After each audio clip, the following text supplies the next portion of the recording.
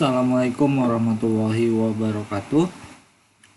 Baiklah, kita akan melanjutkan pertemuan ketiga kita, yaitu tentang membahas HTML dan text editor.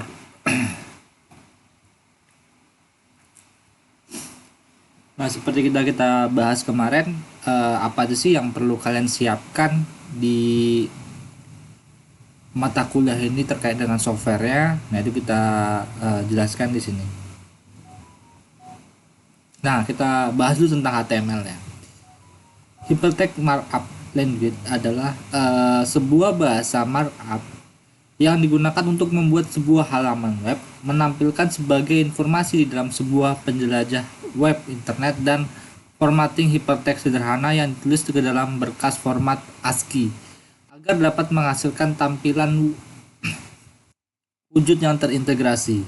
Dengan kata lain, berkas yang dibuat dalam perangkat lunak pengolahan data dan disimpan ke dalam format ASCII normal sehingga menjadi home page dengan perintah-perintah HTML. Bermula dari sebuah bahasa sebelumnya, banyak digunakan di dunia penerbitan dan percetakan yang disebut dengan SGML atau Standard Generalist Markup Language. HTML adalah sebuah standar yang digunakan secara luas untuk menampilkan halaman web. HTML saat ini merupakan standar internet yang didefinisikan dan dikendalikan penggunanya oleh World Wide Web Consortium atau WW3C. HTML dibuat oleh kolaborasi Callium Team dengan Berners-Lee Robert ketika mereka bekerja di CERN pada tahun 1989. CERN adalah lembaga penelitian fisika energi tinggi di Jenewa. Itu udah kita bahas sebelumnya di pertemuan pertama. Nah, ini adalah perkembangan dari HTML. Pertama itu HTML 1.0 itu terbit pada Juni 1993. Adalah versi HTML pertama namun tidak resmi dirilis. Kemudian HTML kedua tanggal 24 November tahun 1995 adalah versi HTML kedua yang resmi pertama kali beredar di pasaran dan dirilis oleh IETF.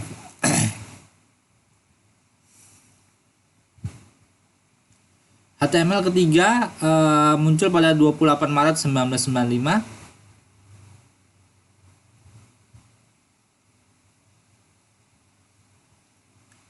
96. Versi ini gagal beredar karena banyak perubahan yang memicu perdebatan.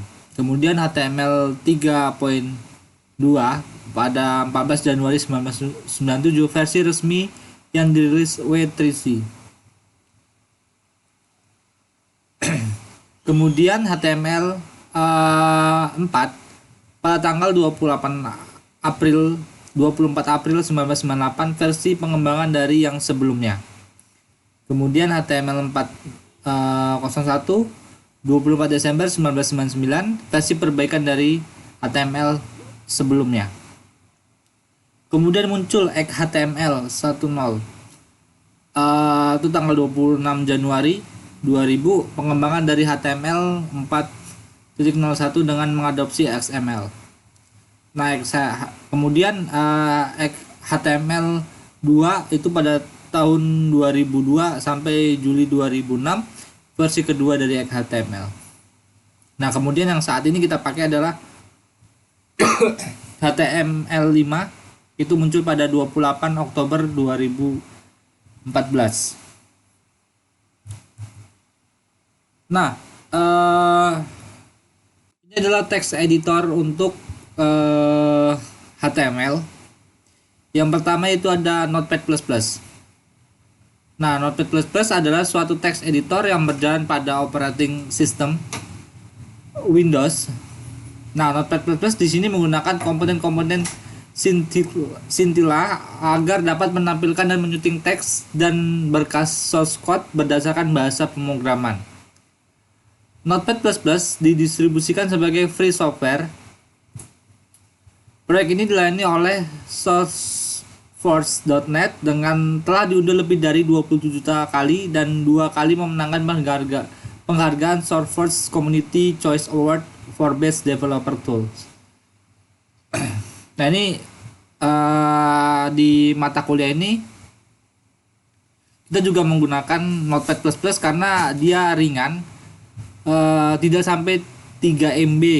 Sepertinya kalian bisa download aja di Google, cari aja Notepad++, nanti langsung dia minta langsung kalian download aja softwarenya dan kalian install. Itu tidak memerlukan key, langsung bisa digunakan. Nah ini adalah Notepad++. Nah yang sebelah sini adalah Notepad biasa yang udah bawaan dari Windows kita, sedangkan yang sebelahnya adalah Notepad++. Nah ini sama-sama bisa dijalankan di sini. Kita buka aja di browser, nanti kita jalankan ya, sama saja hasilnya, tidak ada yang berbeda. Cuman perbedaannya adalah yang di Notepad++ itu lebih berwarna, sedangkan yang di Notepad biasa itu ya tampilannya hanya hitam saja gitu. Nah itu adalah Notepad++, tapi terserah kalau kalian mau menggunakan yang lain juga tidak masalah. Nah kemudian ada text editor Komodo Edit. Nah Komodo Edit ini merupakan besutan dari ActiveState. Ini berbasis open source dengan fitur multibahasa yang ringan, sehingga sangat cocok untuk digunakan. Nah Komodo Edit mendukung berbagai bahasa dinamis dan markup dengan tampilan yang mudah digunakan, membuatnya banyak dipakai oleh web programmer. Banyak fitur yang diberikan Komodo Edit seperti section list, code browse, DOM viewer, debugging, dan lain sebagainya. Nah ini adalah contoh dari aplikasi Komodo.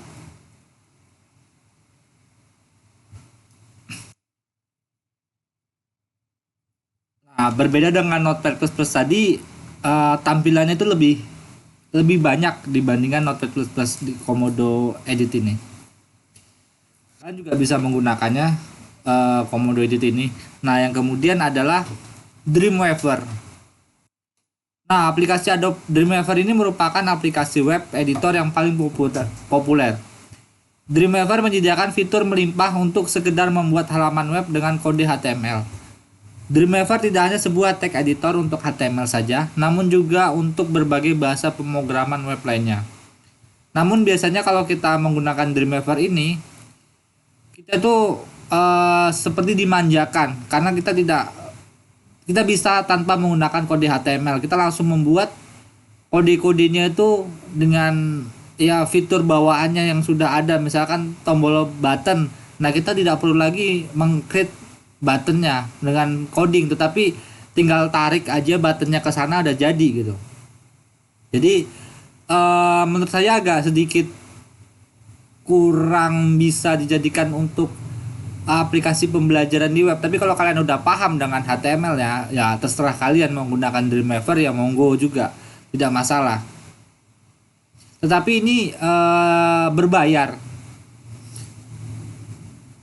Ya banyak juga sih situs-situs yang menyediakannya itu ada cracknya juga. Tapi saya sarankan sih kita gunakan yang gratis saja lah daripada kita menggunakan yang crack. Nah yang kemudian adalah ini adalah tampilan dari Dreamweaver tadi. Nah di sini kita bisa melihat kalau misalkan kita tarik-tarik dari yang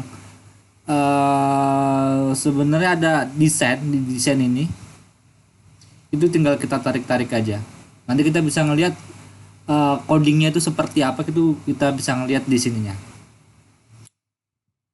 Sama seperti ini. Ini adalah tampilan yang kita buat dan sebelahnya itu adalah codingnya.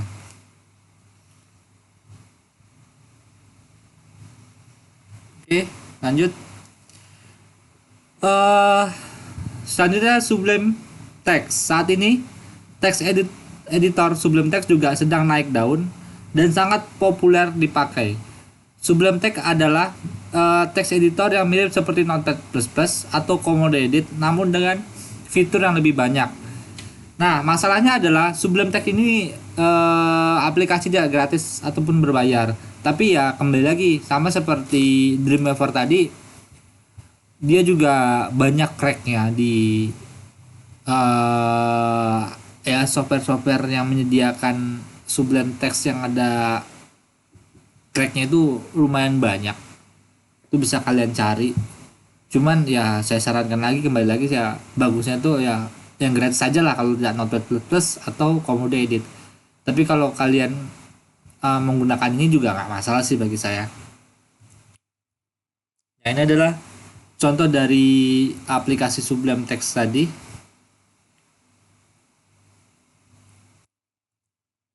Nah, sebenarnya bukan hanya tadi saja. Sebenarnya banyak lagi aplikasi-aplikasi lain seperti Visual Code Studio, Atom, Bluefish, Vim, Emacs, Genie, dan Brackets. Itu aplikasi-aplikasi yang bisa juga kalian gunakan untuk coding program. Nah, kemudian kalau yang tadi itu adalah diinstal di laptop kalian. Nah, jika kalian misalkan kalian di suatu perjalanan kalian tidak membawa laptop, kalian hanya membawa handphone, itu kalian bisa ngikutin kuliah ini dengan menggunakan Witterschool. Nah, Witterschool ini adalah sebuah web yang menyediakan learning atau pembelajaran tentang rekayasa perangkat lunak.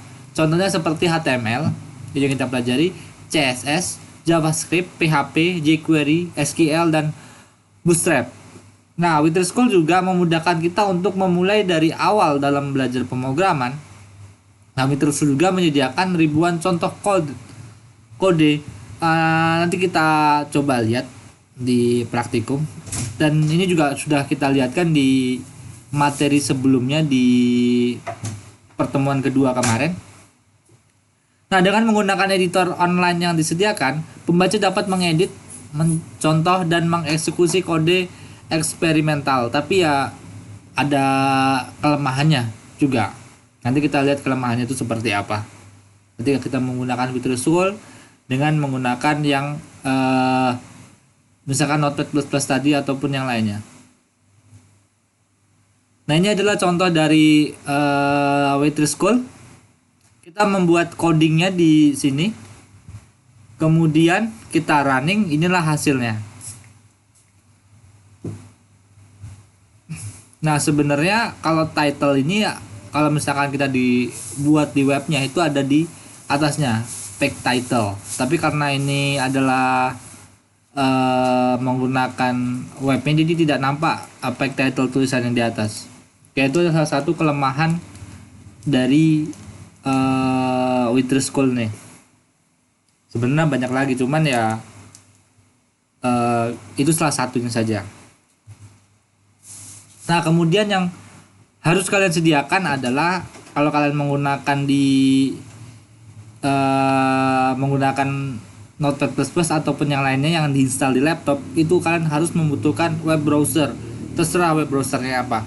Bisa Chrome, bisa Mozilla, ataupun aplikasi bawaan yang disediakan oleh OS kalian. Misalkan kalau kalian menggunakan Mac, Safari atau Opera, ataupun kalau misalkan menggunakan Windows itu menggunakan Internet Explorer. Nah, sekarang kita bahas tentang isi dari HTML tuh. Nah, di HTML tuh dia mempunyai tag, elemen, dan atribut. Nah, sekarang kita bahas tentang tag dan elemennya dulu. Nah, sebuah bahasa markup HTML membutuhkan cara untuk memberitahu web browser untuk apa fungsi sebuah teks. Apakah teks itu ditulis sebagai sebuah paragraf, list, atau sebagai link. Dalam HTML, tanda ini dikenal dengan istilah tag. Hampir semua tag di dalam HTML ditulis secara berpasangan, yakni tag pembuka dan penutup, di mana objek yang dikenai perintah tag berada di antara tag pembuka dan tag penutup. Objek di sini dapat berupa teks, gambar, maupun video. Nah, penulisan tag berada di dua kurung siku. Nah, contohnya seperti ini. Kurung sikunya. Nah, kemudian adalah elemen. Nah, elemen ini adalah isi dari tag yang berada di antara tag pembuka dan tag penutup, termasuk tag itu sendiri dan atribut yang dimilikinya. Nah, misal kalau kita buat HTML itu kan banyak tag-tagnya. Nah, kalau misalkan tag biasa itu, nanti kita akan menulis tag di dalam tag. Nah, yang di dalam tag itu adalah termasuk ke dalam elemen juga. Nah, ini adalah contoh tag dan elemen. Nah, misalkan tadi ada yang HTML itu juga termasuk tag juga. Nah, di bawah tag HTML itu ada head. Head itu untuk memberi informasi tentang dokumen HTML. Nah, di bawah head itu biasanya ada title, ataupun di bawah title nanti pastinya ada body. Nanti kita akan cobakan di praktikum. Nah, kemudian setelah tadi kita belajar tentang tag dan elemen, selanjutnya adalah atribut. Atribut merupakan informasi tambahan yang digunakan di dalam tag pembuka. Informasi ini bisa berupa instruksi pemberian efek warna, ketebalan, dan lain-lain. Atribut biasanya memiliki dua bagian, yaitu nama dan nilai. Dapat ditulis name sama dengan tanda kutip 2 itu value-nya. Nah, penulisan nilai atau value ini diapit oleh dua tanda kutip. Biasanya digunakan kutip 1 ataupun 2. Nah, ini adalah contoh dari atribut. Ada align, ada line, ada BG color, background, ID, class, width, height, title, dan banyak lagi.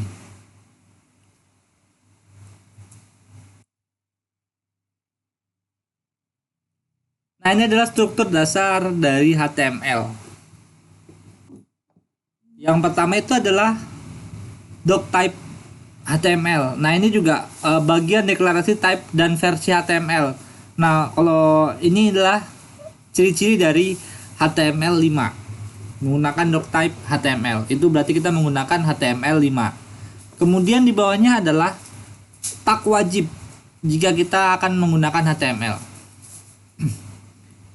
HTML. Nah, ini tadi adalah atribut. Length ini atribut. Jadi di sini length ini kita menggunakan bahasa Inggris. HTML-nya ini menggunakan bahasa Inggris. Nah, kalau misalkan kalian menggunakan bahasa lain juga bisa juga. Misalkan kalau Indonesia itu ID, tapi di sini saya menggunakan English. Kemudian di bawah HTML itu ada head. Untuk biasanya head ini nanti ada banyak sih, ada untuk CEO dan lain-lainnya. Nah, di sini adalah untuk title. Title itu nanti yang berguna untuk di atas seperti judul gitu. Nah, sini nanti kita akan lihat seperti apa title itu muncul di web. Nah, kemudian setelah title pasti ada ditutup lagi dengan di sini title ditutup. Setiap tag itu harus ditutup. Head juga ditutup juga di sini. HTML ini juga akan ditutup juga di sini. Nah, kemudian setelah head ada body. Body ini adalah untuk menempatkan isi dari web itu. Kita mau buat apa? Nah, kalau di sini adalah P ini adalah tag untuk paragraf. Nah, isinya adalah ya hanya tulisan hello world aja nanti muncul di webnya. Setelah itu ditutup lagi dengan slash body dan slash HTML. Nah, ini penjelasannya. Doctype adalah ini adalah tag deklarasi untuk menyatakan tipe dokumen dan versinya. Pada contoh di atas kita menyatakan dokumen ini bertipe HTML5 dan versinya adalah HTML5. HTML dan versinya HTML5. Nah, kemudian adalah tag HTML. Wajib ada di setiap dokumen HTML. Pada tag ini kita memberikan atribut length bahasa Inggris untuk menyatakan kalau konten dokumen HTML ini akan menggunakan bahasa Inggris. Tag HTML ini terdapat dua tag penting, yakni tag head dan tag body. Nah, setelah itu barulah terakhir tag HTML ditutup dengan slash HTML. Nah, kemudian bagian headnya. Bagian head adalah bagian kepala dari HTML. Dimulai dari tag head dan ditutup dengan slash head.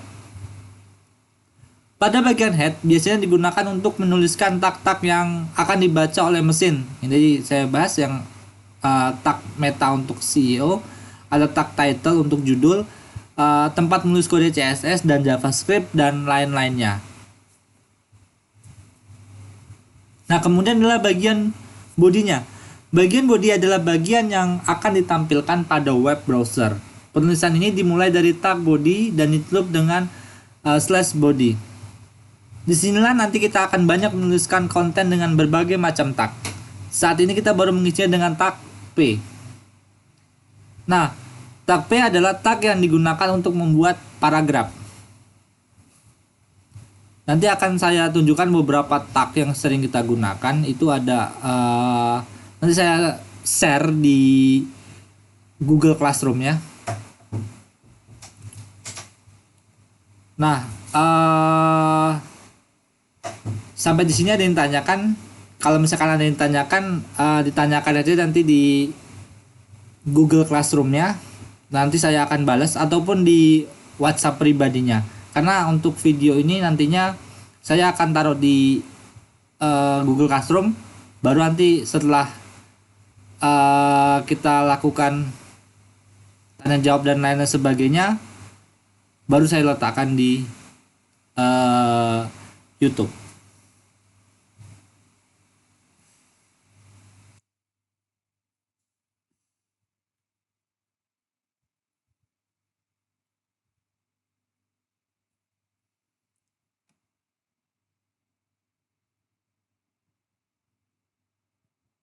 Oke, kita lihat contohnya aja dulu. Nah, ini adalah penggunaan dari Notepad++.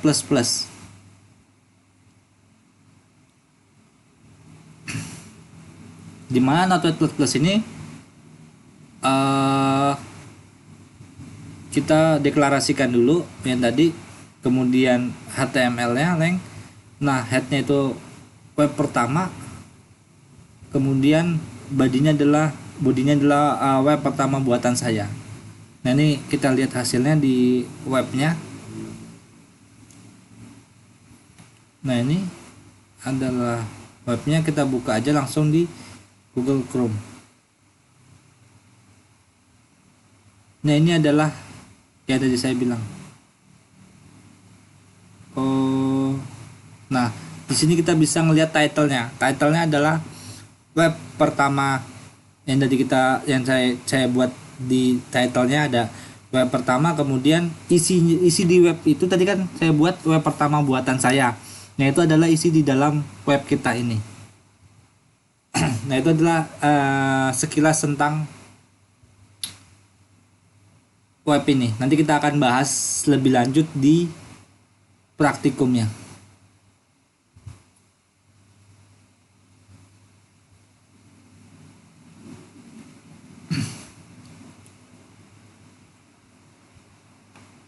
Nah, ini adalah ini tadi title-nya itu di sini. Bisa kita lihat web pertama, kemudian di bodinya itu adalah web pertama buatan saya. Nah, ini dia. Jadi apa yang kita tulis di dalam body ini itulah yang muncul di sini. Beda lagi nanti kalau kita belajar CSS dan lain-lainnya. Ini karena kita baru dasar di HTML ya seperti ini.